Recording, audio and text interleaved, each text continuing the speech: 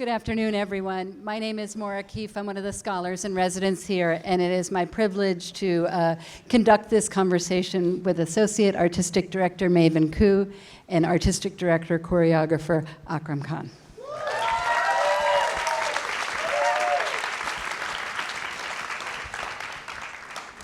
I feel really lucky to be anywhere in this world right now, so thanks for creating it so I get to be here near it.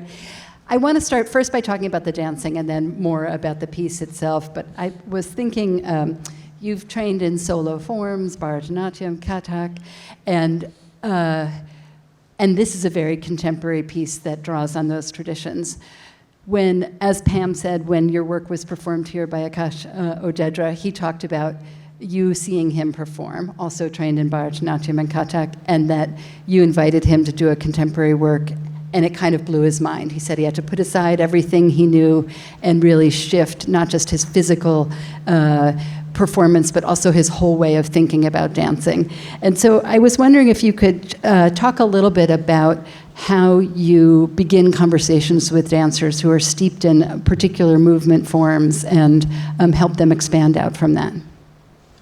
I think that's a very interesting question, because I think part of, at least for me, part of the real privilege of working with Akram is also seeing his consistent evolvement in terms of how he thinks, which has evolved. I've known him since I was 18, and I'm 50 now, and so, for example, I think this whole relationship in terms of the artists that we work with and the sense of identity that they have with their forms, certainly I think in the last 5 or 6 years, perhaps also because of the amount of work that we now do with classical ballet dancers through works like Giselle, etc., it actually has been something almost kind of a new kind of exploration, where what we're really looking for are artists that are so secure and confident and convinced by their form,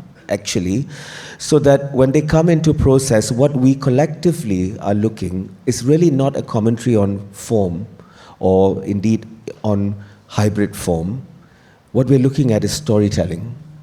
And if they are curious for us collectively to engage in this coming together to discover this element of storytelling for this particular work or any particular work at that point. So it's really about, actually, if anything, we've come to a place where it's identifying a connection with artists that feel equally convinced as we are about the forms that form our identity. The other thing that is so striking to me is the power of the collective. Clearly there are different, we'll talk about them in a minute, the different women who have different movement styles and vocabularies within their characters. But the collective of women, you've got a group of people who are trained as soloists that all of a sudden have to become a collective body. And maybe you could say something as coach about how you help them have a whole other kind of awareness of what's happening in the space. I mean, I think that is what poetically became quite beautiful in this work. Absolutely. There was a kind of subversion in terms of identities. As classical Indian dancers, we are all trained as solo performers. And really, as contemporary dancers, predominantly we work a lot in ensemble work. And what was quite beautiful here was, if anything, that the classical Indian dancers got to work within this entry point of collective dancing, which is totally unusual for us, absolutely. But part of the process was so much to devise an element of training and coaching with the wonderful team of rehearsal directors that we have, that would be able to engage in right from class, actually, not just from the rehearsal process, but right from class, identify the premise of thinking of the collective experience in the dancing as opposed to the individual interpretations, which still exist, right? But the collective energy was something that was very much part of, our starting point in terms of exploration. I love that you say that it's not just in rehearsing the piece, but actually it happens outside of that it really has to happen in the room all the time, to be thinking about that. I've also been thinking about, I was not lucky enough to see the piece outside at Wadi Al Fan. So first a question about the conceit of it, did you always have in mind that there would be an indoor version, a theatrical stage version of it? Yes, we did. I mean, it was part of the condition that they really wanted to take this culture of this Bedouin culture, Nabatean tribe culture, from Alula outside its territory, so the world could see and celebrate the rich culture that they have. So we, all the collaborators, we had two versions already in mind. Of course, the desert is the desert. It's you're humbled by it. It was phenomenal because, you know, the audience had to walk a mile through the desert, and they were given tea on the way, and it was really a journey. And then when they sat, you had mountains that were, you know, like Grand Canyon. It was huge, as the backdrop. And you weren't sure if you were listening to the birds really or if it was in the soundtrack. And the soundtrack birds, the birds in the soundtrack were actually from the recording of the birds there. So it was really a mixture between live and recorded, but the whole ritual, it was very experiential. So the indoor version is going to be different. We always knew, and light plays a huge part in it, for sure. Well, I was thinking about scale also, of thinking about dancers competing with the vastness of outside, and then you have people right here in a very different kind of way. And could you just say something about some of the negotiations that you were thinking of in the staging for the magic of theater, which is different from the magic of the desert? Well, we had an advantage because we had a stage within a stage. So the stage wasn't that different to this, except it was in a circular. It was a circular stage. So, of course, there is the, let's say, the tension between such an open space and then such a, you know, small group of dancers on this small stage. But already I had worked on the Olympic opening ceremony, the London Olympic opening, and so we found a way to engage with the space and embrace it, really. You can't compete with scale, so then befriend it. Yeah. I was thinking, well, I just want to remind people, if you want to imagine it, go see something on the Henry J. Lear stage with that beautiful Berkshire's backdrop and think what the dancers are always negotiating when there's a big Berkshire sky there as well. Similarly, that it has to be, you can't ignore it, and it has to be reckoned with. I was thinking today, this is now my fourth or fifth time of seeing this piece, that the use of the hair from a physical perspective, it really expands the action of the dancing because it traces the movement, but also tricky, like on a practical level of dancing. And could you talk a little bit about how you discovered that was something that was of interest in the work, to see the women with their hair down? Yeah, I mean, we met Manal AlDowayan, who's the scenographer and the costume designer, who's a Saudi visual artist. She introduced us to a tribal woman, Mama, we called her. She was terrifying. And we went into her house, and she looked at us, and we weren't sure what was going to happen, because you know, we were strangers in her house, and then she kind of had a remote control, because it was like a Bedouin kind of place, and then she had a remote control and she pressed play, and that was me. She had researched me on YouTube, right? And that was her, and then she smiled. And I was like, okay, this is going okay. And then she said, my granddaughter, she should dance, show you something. And she did this beautiful thing with her hair. And then she got up and started presenting. But the important thing was, it's not words. Words I've never trusted, because people say things and they don't act upon it. That is the civilization we're living in right now. Words are deeply deceiving. But it's the actions of this person that I found that I trust the most. So when the grandmother started, the leader of this tribe, she started performing with her granddaughter, and you know, connecting me to seeing me on YouTube. She was saying a lot. It's just not with words. Her actions were saying it, but it reminded me very much of my mother, because she used to do folk dance, Bangladeshi folk dance, and she taught me folk dance, but she would always do it with long hair because it came down to her knees. And so there was something so weaponized. It can be a weapon.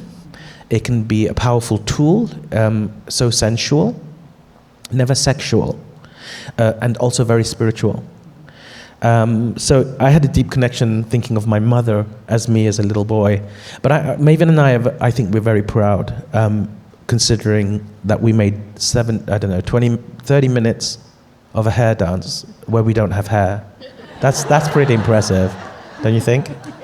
I was thinking about that. I thought, oh, wait, should I take my braid out? But then I realized that you would be up here with me. We'd be okay talking about hair. But funnily enough, the absence of things is very fascinating, because I have three kids, and for my eldest one, I have to I have a collection of wigs. And they're really crazy wigs, right? So I have to dress up every month, and she films me, and now my son's got involved, and my little daughter's got involved, my youngest one, and they're conducting me, and I'm surrendering to so I have to do things like Moana, but with a witch costume. And so I'm very used to wearing wigs, right? But in all seriousness, there was something so profound when we saw, both of us were there, when we saw this grandmother and granddaughter dance together, that's what they were celebrating and trying to connect with us, that don't forget the roots. I mean, it resembles so many, metaphorically, it means so many things. It means age as well, as the color changes of the hair. The length grows, but you cut it. It's like a forest. You cut the forest and it regrows again. So it had a lot of strong metaphors. Yeah, and I was going to say what Akram said absolutely about the absence, because I think also there's something very powerful in our training as Indian classical dancers for so long, where really the sense of masculinity is ungendered.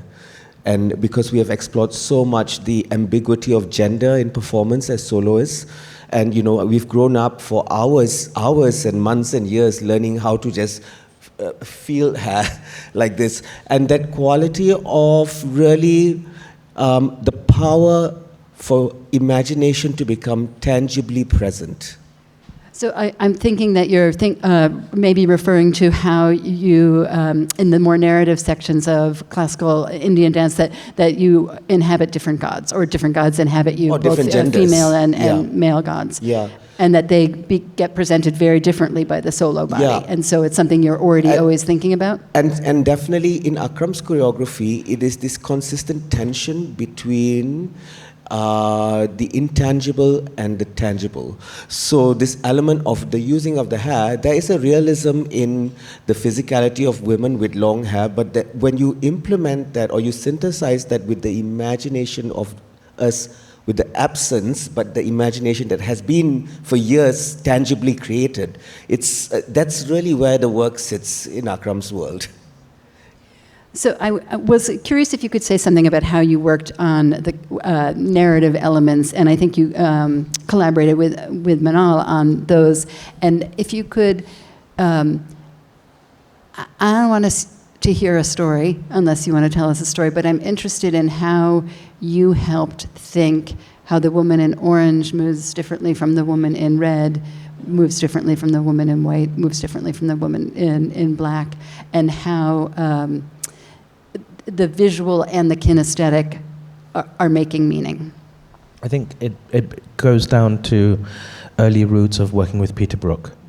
So I worked with Peter Brook in theatre during the Mahabharata, and so characterization was a very important part. And I don't really call this I don't see, yes, there's the technical part of the dance, the vocabulary, but that's not the bit that really interests us. That's the language that we're using. It's what are you communicating with it? So the story is built always as a response. It's kind of devised, but it's built from many stories from that region, and actually from the whole of Saudi. Fishermen, fisherwomen, and also Bedouins, of course, and then we had Arabic, Islamic women who are poets. And I didn't know that there were such incredible poets. And so we collected all those. And then we decided, because there was this beautiful concept that Manal introduced to us that exists in that region ages ago, where they would go by the ruins, and a famous poet would travel there, and the village would come and listen to, as a response, and she, the poet would be responding to this ruins. And there's something about decadence, something about that we will all turn to dust. We will all go back to the sea or the earth, and so it goes in all religions in a way. So for us, it was really the idea of collecting these stories and then responding to it. It's never Giselle, I would say, is the closest in a sense that I stuck to it, but I veer off very often. I actually was thinking about Giselle and thinking about so English National Ballet. You've made a version of Giselle for them, and the Willies, who are the for you ballet fans here, know the power of that collective of women in the second act in particular. And so I was thinking about them more today in watching this afternoon, and how there's something energetically that feels connected. And if you could say something about that. I mean, the Willies are not powerful. They never have been. And that was my issue with it. But I think it's because sometimes we, and which is my issue with it in the sense that I couldn't recognize my mother in it. And really, she was the storyteller for me. So she planted loads of stories ever since I was a child. Myths. She was a myth collector from Judaism, Islam, Christianity, some of Greek mythology, some of course, Hindu mythology, etc., etc. The many versions that I saw, I couldn't recognize my mother there. And I was like, my mother can be quiet. She's very quiet, but very dangerous.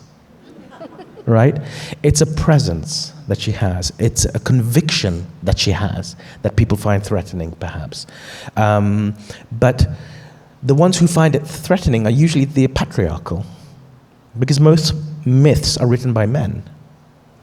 And so my mother always told me the stories from Eve's perspective, never Adam's, from Mary Magdalene's perspective, never Jesus' perspective, etc., etc. All the stories that I've ever experienced from her were from female protagonists, simply because she said, you're going to learn the patriarchal version, because they're going to force it upon you. Okay, also that was just a plug to come back and see Martha Graham for those of you who are going to be in the area. So as Pam Taji mentioned, this piece continues to tour. Head to California in October to see it there. But I also wanted to just ask for a little preview, if you would, to say something about the new work for the Jose Limon company, which will be a re-envisioning of the Moors Pavane, which is based on Shakespeare's Othello. Could you say something about that?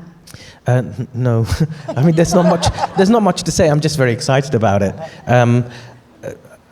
Maybe I could talk about the reason I accepted Jose Limon as opposed to other companies, because Jose Limon is an outsider.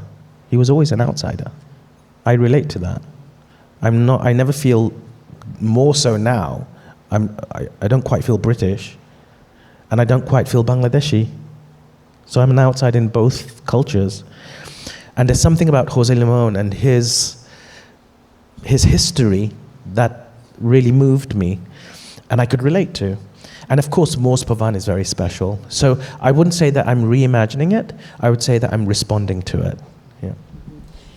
Well, I hope that you can feel Jose Limon on the stage with you right now, because of course he danced here.